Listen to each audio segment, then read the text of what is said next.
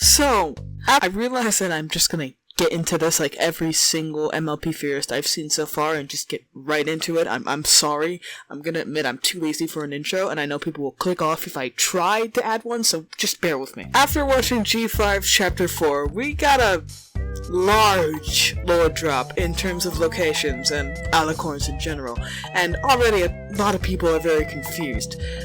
Though I don't blame them, honestly. But, and this is a big but, thanks to my theorist-like brain and the fact that I have done, and still am doing, research on MLP lore, I am going to put together something that I have learned is a small contradiction in the MLP fandom. Even though I have not been that deep into the fandom, like, you know, years back when it first started. I'm going to take what I've gathered and put it here into this video for you all to hear and consider. This may spark another huge controversy or put an end to one, but either way, today, I will convince you that the Journal of the Two Sisters is still canon. But first, let me address something. Hold on. Something you may be wondering while watching this.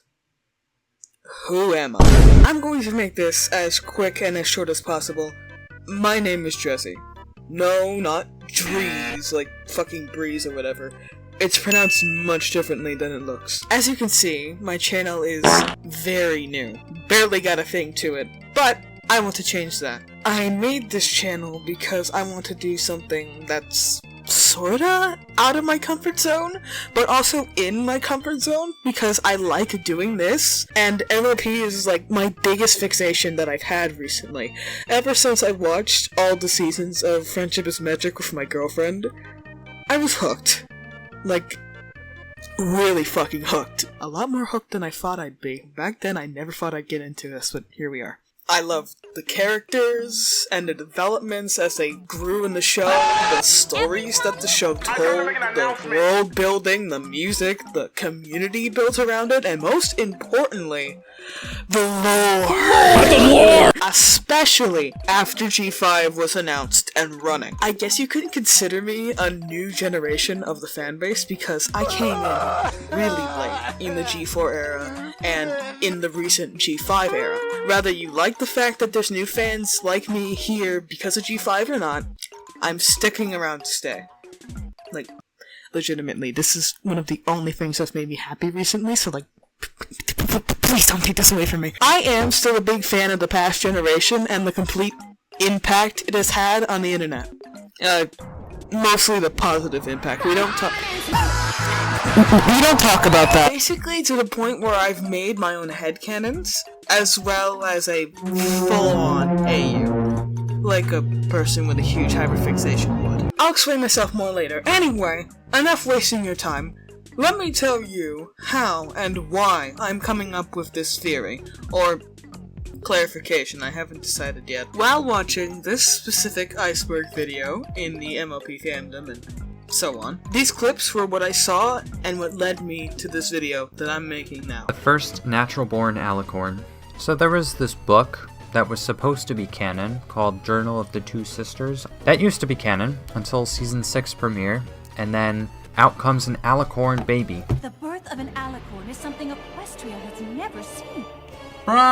Implying that Celestia and Luna were not natural-born Alicorns. What? Canon books. There's also the Journal of the Two Sisters, which used to be canon back in like Season 4, but then was made not canon in Season 6, when Luna revealed that no Alicorn has ever been born. Also, it was even further made not canon in Season 7 when they reintroduced Swirl. I didn't think much of it until C4 of Make Your Mark. Now, I know that some people aren't too much of a big fan of G5 and its newest series, let alone G5 in general, especially with the fact that it's apparently a sequel to G4 and what happened after the ending of Season 9. Do not get me started on the controversies that stirred up alone. However, to me, this is pretty exciting, considering how long I've been waiting for a piece of lore. Of course, I know this series has its bad times and inconsistencies that not even I could line up and connect in terms of story. But with the little information we do have, I am willing to give the writers, as well as the show itself, the benefit of the doubt, and be positive enough to give it a shot at making a small timeline with it, as well as try to connect things to G4 like they claim the show to be. And this video I am making right now is the start of it. So, let's talk a little about Skyros.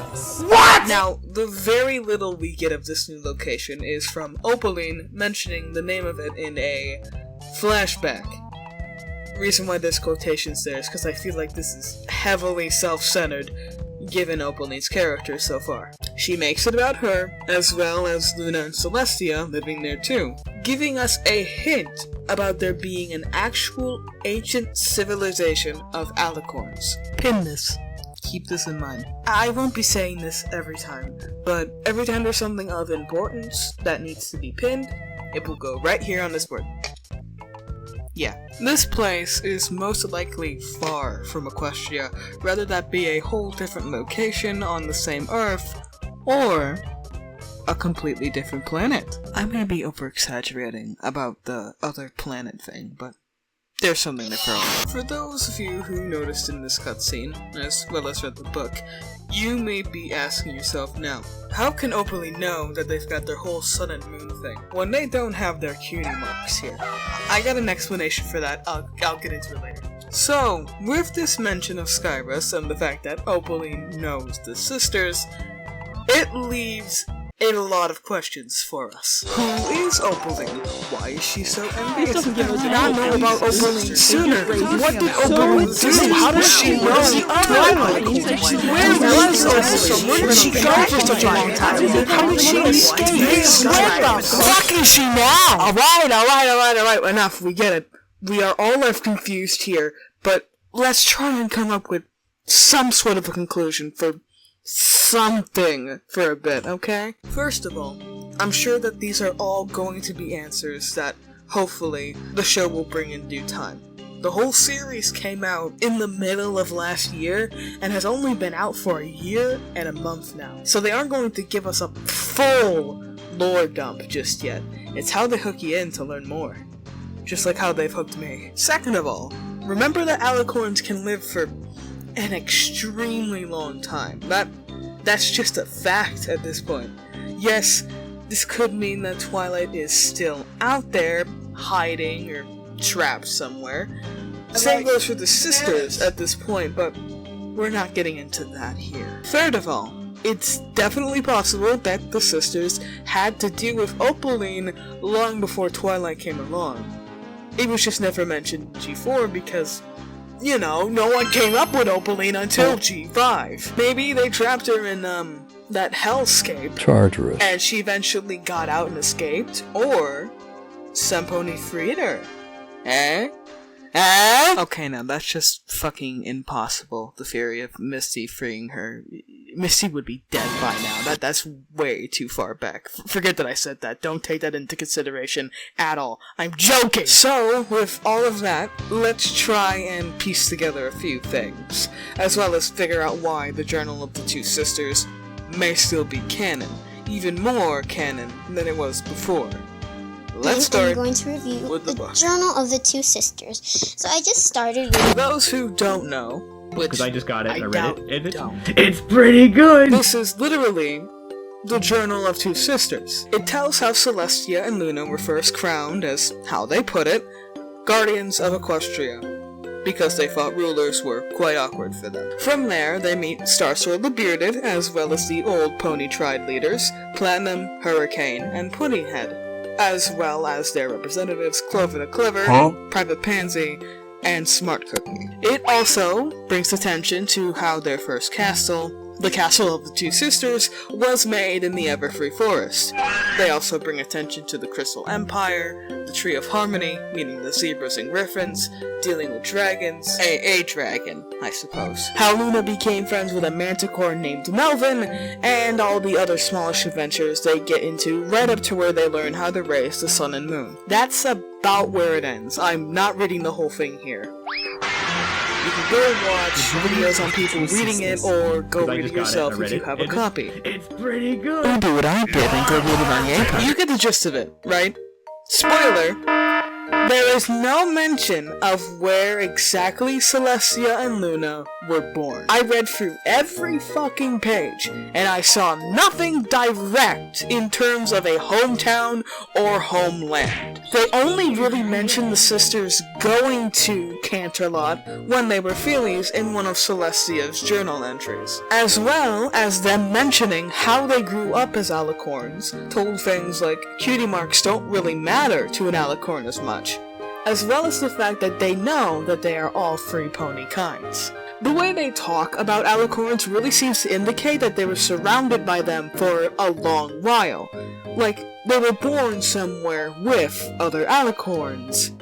So, that place Opaline mentions, Skyros, where she also grew up with Celestia and Luna, may just be that place. Who am I fucking kidding? It is. And just to clarify, I do not come from Skyros. I had no idea about this place until I watched Chapter 4, I swear. I know I look like an Alicorn, I get called that a lot, trust me, I am not.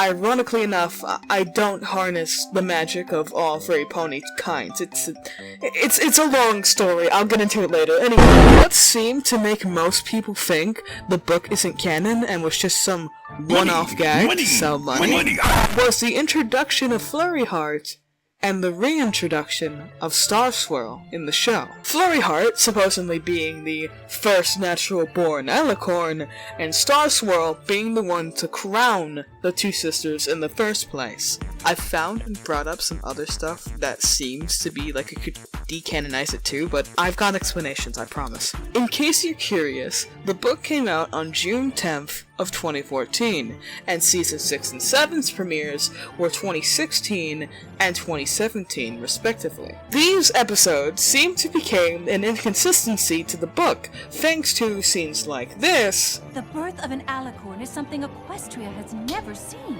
And I think the comeback of Swirl in Season 7. That's about all I got from the iceberg video. I've already found a fair bit more in my reading, so, you know, if there's anything else I'm missing, let me know in the comments and I'll do a follow-up. So, I can understand why these seemed like inconsistencies at the time. Kind of. No one back then knew where Celestia and Luna came from, and most of them must have assumed that they were born in Equestria. And, you know, Swirl being brought back after 1,000 years seems a bit off, I guess? Though, as I read into the book, as well as find out about Skyros, it made me think. I don't think this journal is decanonized because of this.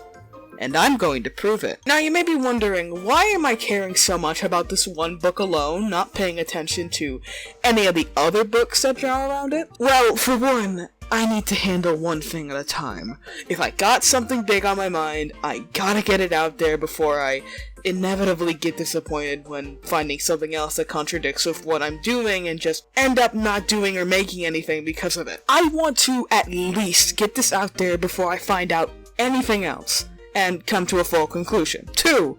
To me, this book feels very important when it comes to the backstory of the two sisters, as well as them being crowned. It feels wrong just decanonizing this over something that could still be true in terms of this universe. 3. I just like solving stuff, especially things that are this big. Anyway, let's continue with the first problem I brought up. The first natural-born Alicorn, Flurry Heart. When Season 6 premiered, we got our first true introduction of Cadence and Shining Armor's child, Flurry Heart. Everyone is shocked that she is born an Alicorn, including Celestia and Luna. Celestia, as she is in the room with Luna, states, "The birth of an Alicorn is something Equestria has never seen." Luna follows with, "This is something even beyond our understanding." This is where issues seem to arise between the book and the TV series. If Equestria has never seen a natural Alicorn birth, then where were Celestia and Luna born? Weren't they born in Equestria? How can you really be naturally born as an Alicorn?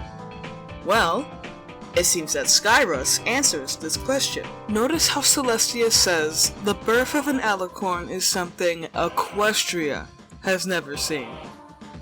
Something Equestria has never seen. Equestria! She specifies that only Equestria has never seen a live, natural-born Alicorn. That can mean that there's another location where Celestia and Luna were born. And maybe in that location, natural-born Alicorns are much more common. Maybe because of the fact that there's more Alicorns and, or some kind of magic that helps a baby Alicorn, you know, be born. Is that a Connie Jack?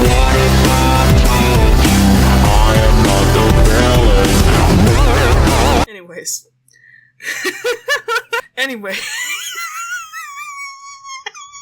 Anyways, my point is that this place might just be Skyros.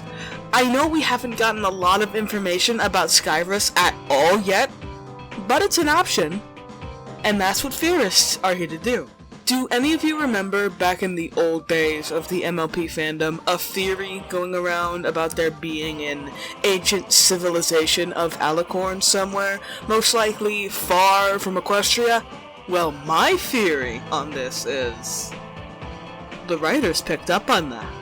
They most likely know of this theory and decided to make it true, meaning maybe the writers do know what they're doing in terms of G4 and its past lore, now filling in the gaps of some unanswered questions. I'm not coping. The question being, in that case, where Celestia and Luna came from. I know to some this is stressful. Skyros does leave us with some more questions, but this is about the book, so let's get back into that. In this journal, again, no mentions of where Celestia and Luna were born, so we can safely assume that Skyros is this place, and theorize for now that this is far from Equestria, not even being a part of Equestria at all. That would make Flurry the first natural-born Alicorn in Equestria, with Celestia and Luna being Alicorns from Skyros, and because of Skyros' nature as such a different place, an Alicorn birth anywhere else would be incredibly surprising to them.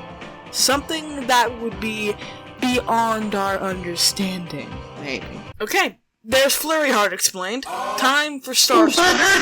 In the journal, the sisters met Star Swirl at some point after the tribes finally made peace, looking for some rulers to truly keep that peace. Star Swirl decided that some Alicorns would do the job since they represent all of ponykind, as, you know, Alicorns are. Celestia describes Star Swirl in this journal as an unusual unicorn sorcerer, having a really long brown beard, as well as his signature star-patterned bell-covered hat and cloak. It's clear that in the book that Star Swirl, at some point in time, was fairly young compared to his age in the show, to the point where he had a brown beard instead of a gray one. He does gain a gray beard briefly in the book when he attempts to lower the moon and raise the sun. This is because raising and lowering the sun and moon took such a toll on the unicorn's magic. However, this was fixed immediately after Celestia and Luna raise and lower the sun and moon themselves and give back every unicorn's magic afterwards, including Star Swirl's. Okay, small theory. It's possible that Star Swirl's magic draining was so much that even he was turning gray, like how magic draining is shown in the TV show, and Celestia just didn't mention it here. They said his physical appearance was still young, but most likely was getting weak, so take that as you will. Anyway, as you can see, what we can take from this is when the sisters were crowned, Star Swirl was still fairly young. Young enough to have a brown beard at the end of the book. I think you know where I'm headed with this. In Season 7, Star Swirl the Bearded comes back after Twilight does a magic spell to release them from the limbo they created to trap the Pony of Shadows. Here, we see Star Swirl with a gray beard. Not to mention, in the show in general, especially in the Nightmare Night when Twilight was wearing the costume of his, Star Swirl was well known for his gray beard. He also met the other 6 pillars while his beard was gray, and also there is a very brief clip of Star Swirl in Season 4 with him talking to T-Rex brother Scorpan while still being the young Alicorn wizard he was, even though in the image he's shown with a gray beard. So shouldn't that be an inconsistency? Well, it might be, but I have this for you to think about. I'm going full-on Ferris mode for this scene Internet. alone. You see how the sun was still up in that image? This meat was probably going around during the time of only Star Swirl and his unicorn helpers raising and setting the sun and moon. It is entirely possible that his beard could begin to grow gray. It just wasn't that bad yet until there was no more unicorns with magic to help. And Star Swirl tried to set the moon by himself before raising the sun. Like how my last theory mentioned, maybe the rest of his body was starting to look drained as well after casting the spell, which would explain his tired look in the representation on screen. It should be noted that the sisters did not have their cutie marks during this era either, which would mean that we can explain Star Swirl's beard as a simple result of aging too. This leaves gradual magic drainage as our only option. But how did Celestia and Luna not notice Star Swirl's appearance sooner? They may have been too busy dealing with other things, or maybe because of how much time they spent together, the grayness of his beard was just never noticed. In the same way you never notice your hair growing out because of how slow it grows. This is a loose theory, I will admit, but I believe it can hold. That or the writers and artists of this book got his appearance wrong, and this means totally nothing. I don't know, there's that too. So, back on track. Again, the idea I'm trying to get at is when the sisters were first crowned, Star Swirl was still at a really young age, just with a very long and brown beard. So, is the color of Star Swirl's beard really the reason why people thought the book was decanonized when Star Swirl was reintroduced in Season 7? Honestly, I don't think it was just because of the beard problem, but because of Star Swirl's relations with the other 5 pillars. During this period of time, yes, he still has a gray beard, but most importantly, it's semi-implied that the sisters know who the other pillars are, yet never bring them up in the journal. So, is this what brought up the inconsistency? Really?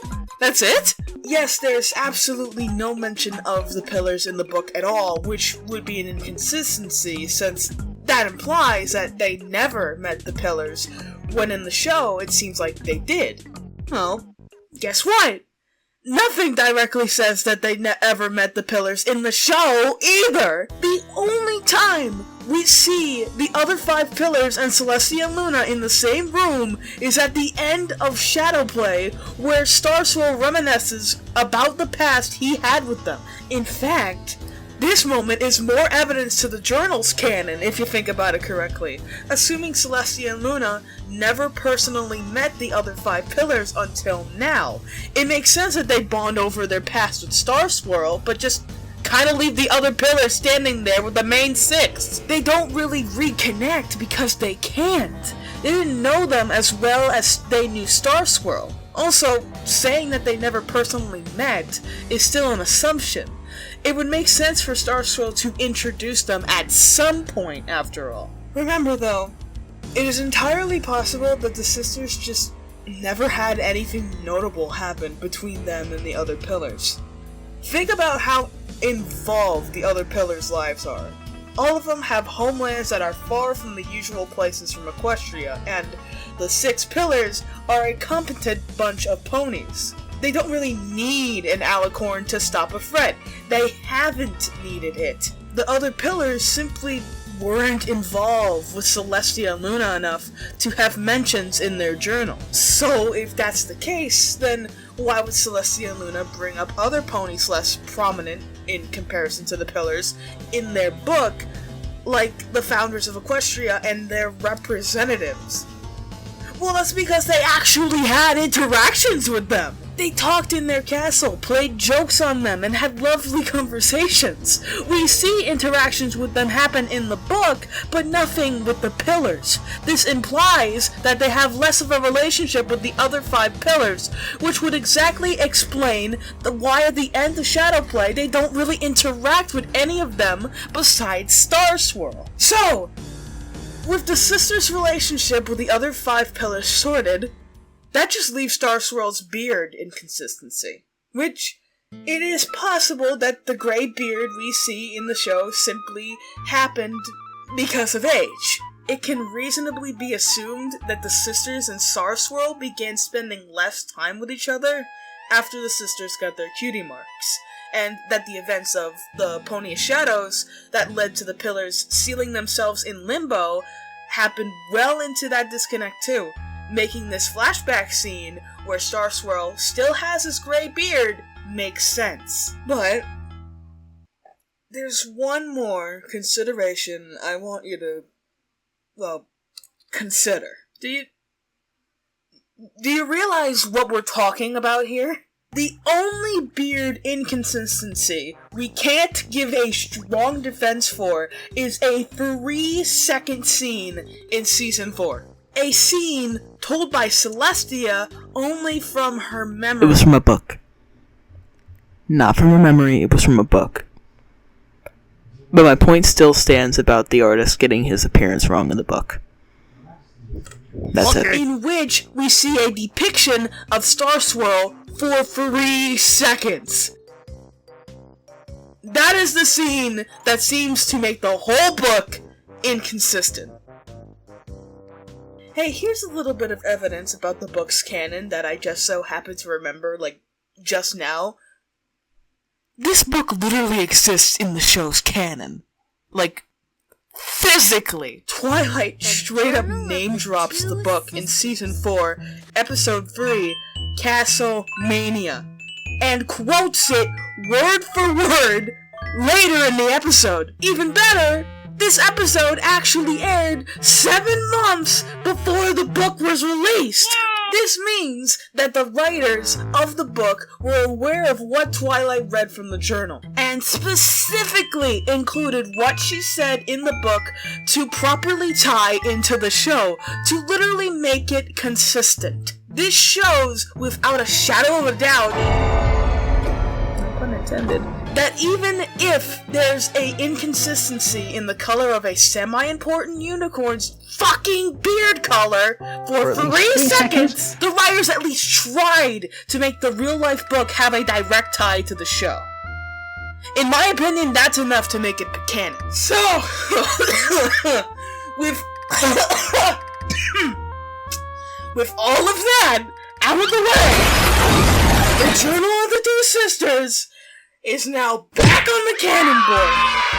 No longer do we have to argue that this is not canon. We have further proof right here that we can take it into consideration. Let's go.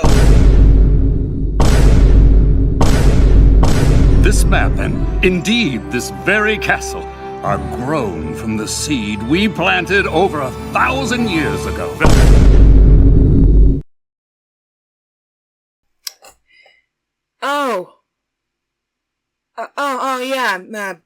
Fuck. I did bring up that I found some other inconsistencies. In my research into this book and rewatching the episodes, I found some stuff that relates to the Tree of Harmony, as well as the sisters knowing what Canterlot is when they were fillies. I guess that's more of a glaring inconsistency that we can't ignore. If they were fillies in Skyros, how would they also know what Canterlot is? Listen, I'd love to get into more of that, but then that requires me to do more research on the tree and come up with more explanations and consider what the timeline would be more, and to be perfectly honest, I don't even know where to begin. This script and video is getting way too long anyway, so... I just simultaneously whipped it!